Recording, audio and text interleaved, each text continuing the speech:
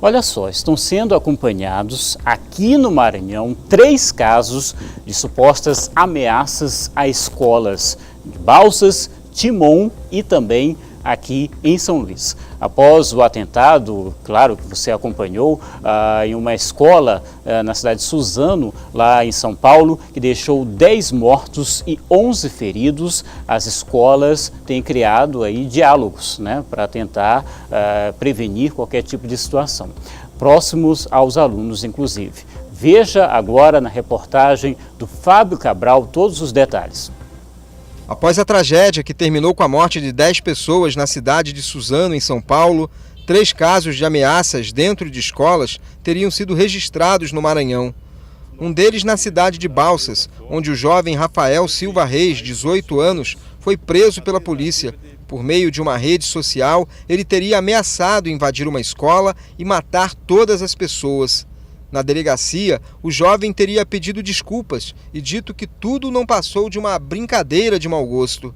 A princípio, de acordo com ele estar arrependido, ele disse que fez uma brincadeira. Ele não sabia que essa brincadeira iria repercutir dessa forma, né?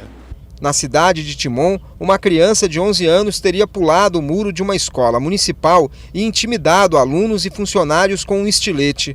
O caso foi acompanhado pela polícia e conselho tutelar. Na semana passada, uma suposta ameaça de um aluno a colegas de uma escola particular circulou por meio das redes sociais. Em nota, a direção da instituição não confirmou a veracidade das ameaças, mas disse que está apurando os fatos e que teria repassado o caso para as autoridades competentes investigarem. A tragédia em São Paulo repercutiu de outra forma nesta escola da capital. Alunos criaram um mural com mensagens de paz e passaram a utilizar uma fita preta como forma de manifestar o luto.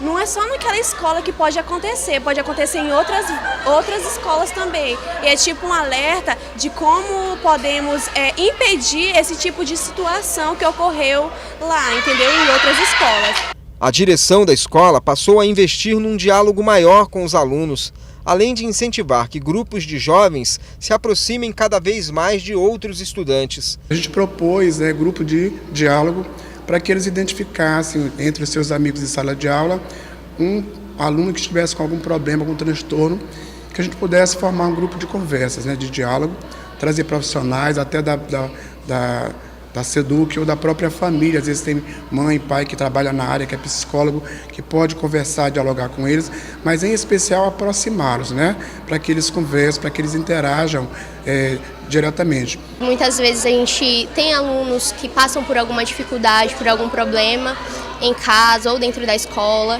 e a gente está ali por perto, ajudando, aconselhando, realmente sendo um ombro amigo, para aquela pessoa que já passa tanta pressão. Este professor de filosofia decidiu promover uma reflexão em sala de aula sobre o episódio ocorrido em São Paulo, uma terapia para os alunos e que também ajuda a escola a conhecer um pouco mais sobre cada estudante. A gente tem feito debate disso, então alguns alunos se manifestam, a maioria deles ficou muito triste com a circunstância, sentiu aquelas coisas que a gente acha que uma pessoa normal sentiria, e um ou outro aluno acham que aquilo é justificável e etc. Quando a gente percebe esses casos, a gente tenta aprofundar mais do ponto de vista ético o conhecimento dele acerca de como as pessoas devem conviver umas com as outras, que as situações de conflito existem, mas elas têm que ser mediadas, e a gente tenta passar também para a coordenação, para a direção, para que a família seja alcançada. Então, um sistema de conversar sobre o assunto, esclarecer as coisas e também detectar aquelas pessoas que podem estar sofrendo bullying, alguma situação do tipo. Muito bem, agora eu queria só que você pensasse aqui junto comigo algumas questões.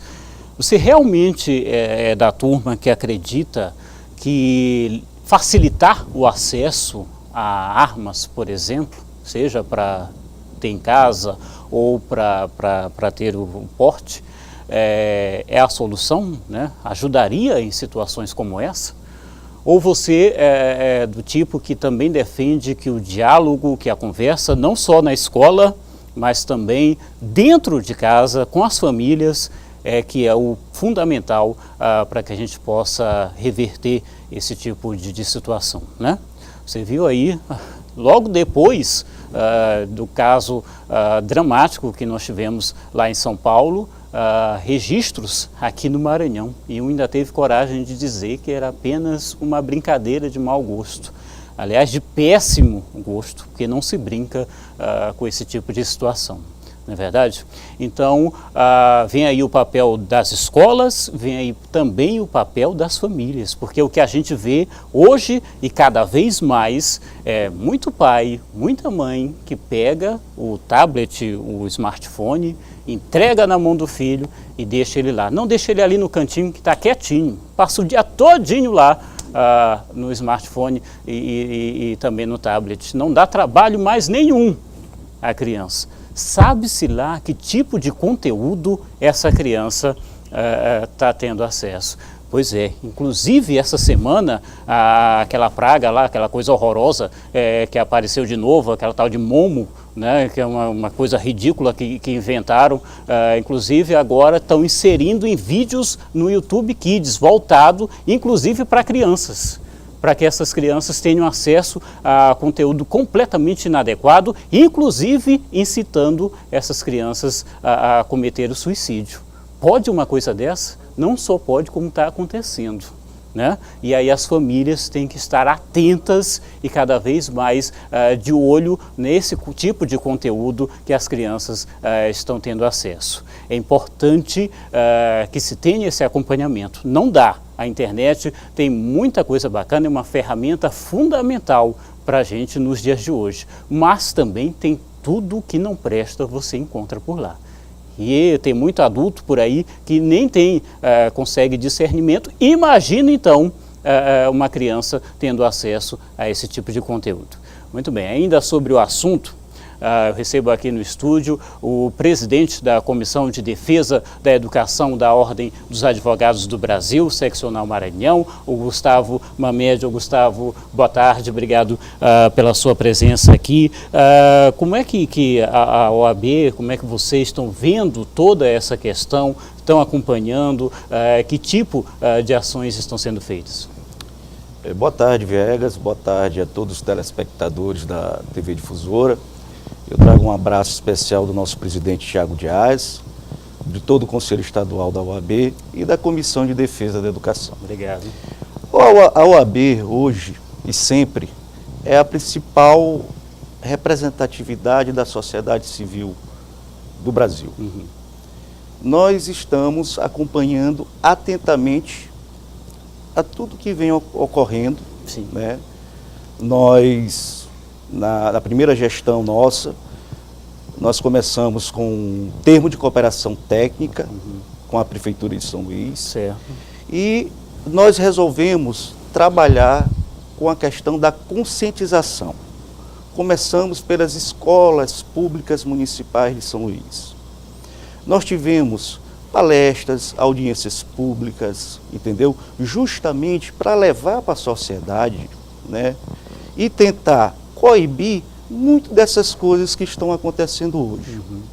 É preciso, Viegas, que façamos um pacto, uma força-tarefa, Estado, família. Sim. Eu acompanhei atentamente o que o senhor acabou de falar sobre a questão da internet. Sim. Né? A OAB vem e sempre se preocupou com esse detalhe. Hoje a família tem que estar atenta, né, no dia a dia dessas crianças que justamente estão livres, né, para poder fazer o que quer com um aparelho, como justamente você falou, que é útil, mas Sim. também poderá prejudicar e muito, né, uma família. A Comissão de Defesa da Educação, justamente, estamos atentos com campanhas educativas. Vamos agora lançar a questão do bullying. Outra questão bastante importante, né? Bastante importante. Muito complicada. Muito complicada. A gente não... Eu sou pai. Sim. E muitas das vezes a gente não sabe o que passa pela cabeça de um jovem, de uma criança. Né? Quando eu falo de força-tarefa, eu falo também num pacto. O Estado não pode ser apenas responsável ou ser criminalizado, Sim. se a família também não fazer parte desse dia a dia. E você acha que hoje em dia tem essa preocupação maior das famílias ou elas realmente estão deixando de lado? Não deixe, isso é responsabilidade da escola. A gente percebe que a família, hoje existe uma negligência muito grande, Viegas.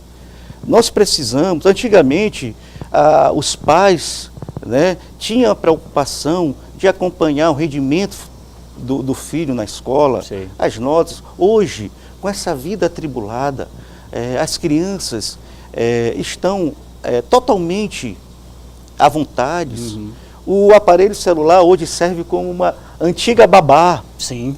Né, que, infelizmente, é como se fosse, deixa quieto, vai para o celular, vai para o tablet. Então, é uma situação muito preocupante, né, a questão. Então, eu até conclamo todas as famílias, né, fazer essa força-tarefa, estar vigilante, né, as escolas públicas, que isso pode acontecer, conforme eu vi a entrevista anterior, pode acontecer em qualquer escola, seja particular, seja pública. Sim. Né? A questão que a gente vem acompanhando no interior do estado, que banalizou, né? A criança chega e ameaça e diz que foi só uma brincadeira, entendeu? Nós temos que ter o acompanhamento dos psicólogos, né? Hoje o PSF está aí, programas da saúde da família, acompanha o dia a dia, né, da população, da sociedade. É preciso a gente identificar onde está o problema. Hoje em dia se tem muito acesso, se fala demais em mídias sociais, aplicativos de trocas de mensagens. Como é que vocês acompanham também? Acham que deveriam ter filtros melhores, digamos assim, para poder limitar esse tipo de acesso também a esses jovens? É muito importante a gente tentar barrar de alguma forma. Sim. Viegas. Né? A gente tem que participar, não só as entidades, mas principalmente conclamar a família. Se a família não começar a intensificar um trabalho de dentro de casa para a rua, para fora, não vai adiantar. As campanhas, a gente vê aí gastos exorbitantes com publicidades, né? A questão do trabalho preventivo. Né? Você vê o que aconteceu em Suzano. Eu tirei uma conclusão com relação à questão do bullying. Isso, no meu tempo, eu não sou tão velho, mas no meu tempo não existia isso. Né? Hoje, as próprias escolas têm que identificar esse problema, que é um problema gravíssimo. Muitos não se atentaram sobre isso. Agora mesmo, o presidente Tiago Reais e a Comissão de Defesa da Educação, quero voltar à Comissão da Defesa da Educação, nós estamos elaborando uma campanha que vai ser feita não só a nível do público, das escolas públicas, mas nas escolas particulares, né, para a gente intensificar a campanha contra o bullying. Certo.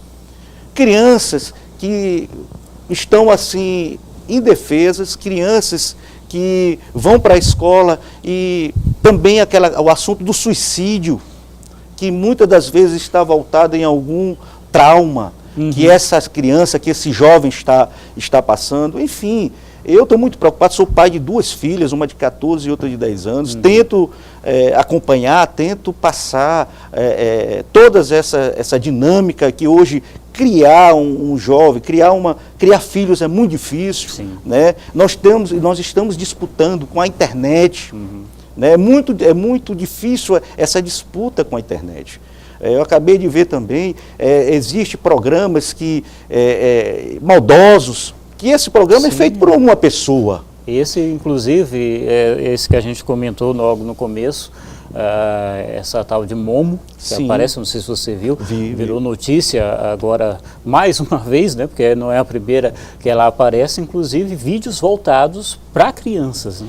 E isso, a gente sabe que um programa desse é feito por uma pessoa. Pois é, que tipo de responsabilização pode ter essa pessoa? Olha, a gente tem que acreditar nas instituições. Sim. A polícia está aí. A Polícia Civil, aqui, que realmente investiga, né? A Polícia Federal. Enfim, eu volto a frisar, nós precisamos de uma força-tarefa. O Estado e família têm que andar de braços dados. Nós precisamos identificar essa quadrilha de bandidos, né, que utilizam desse artifício para fazer lavagem cerebral. Sim. Muitos desses programas, desses apps, né, que chamam, eles são pagos. É fácil a gente... Não vou aqui me comprometer e dizer que é fácil, mas se nós estivermos lado a lado, possível, nós vamos né? identificar. É possível identificar, exatamente. Entendeu? Muitos jovens estão aí, inclusive esse certo aí, Momo, né? Isso. Ele ensina o jovem a suicidar, a se matar. E o pior, a violência, instiga a violência em relação a querer matar o pai, a mãe, um irmão, um amigo, uma família. Gente, a situação é preocupante. E isso está aqui perto da gente. Não pense que não está perto.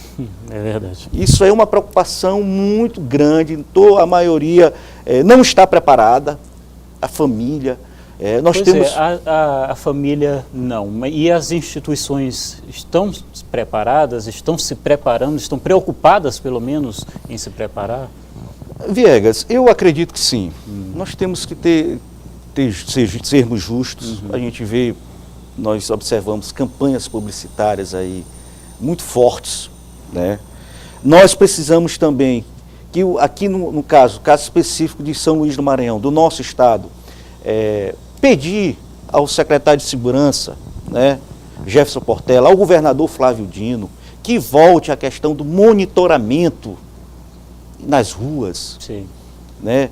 Esse monitoramento, ele inibe várias ações, né?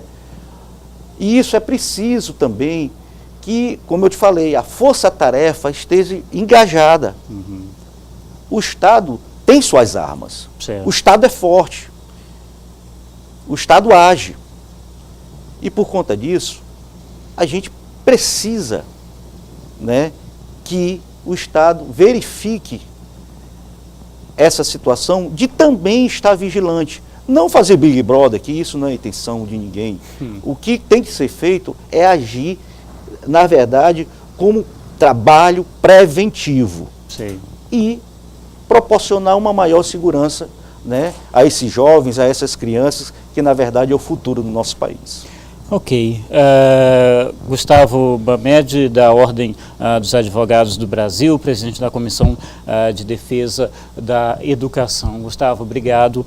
Só para reforçar, tem um pacto, né? O termo de cooperação, que inclusive o termo técnico das comissões junto com as comunidades. Só dar um detalhe de como ele funciona. Ano passado nós fizemos a OAB Maranhão, nós fizemos esse termo de cooperação técnica, assinamos o presidente da OAB, doutor Tiago Dias, o prefeito de São Luís, doutor Edivaldo Holanda Júnior, que é advogado também, o secretário municipal de educação, Moacir Feitosa, e nós fizemos esse termo de cooperação técnica justamente para levar a OAB.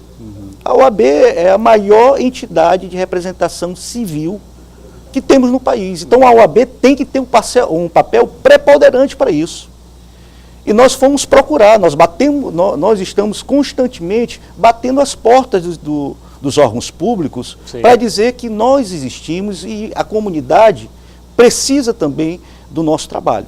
Então nós tivemos na Cidade Operária, agradecer aqui a doutora Maironilde, a doutora Vanise, não quero aqui cometer nenhum, mas são integrantes da nossa Comissão de Defesa da Educação. A doutora Maironilde fez um grande trabalho, é professora da Rede Municipal de Ensino, é advogada, e trouxe a comunidade para dentro da OAB, a casa é de todos, e com isso nós estamos fazendo campanhas sobre feminicídio, que é um assunto atualíssimo, um assunto que precisamos, inclusive, pedir o apoio aqui da TV Difusora, que faça campanhas, dê maiores detalhes sobre o caso.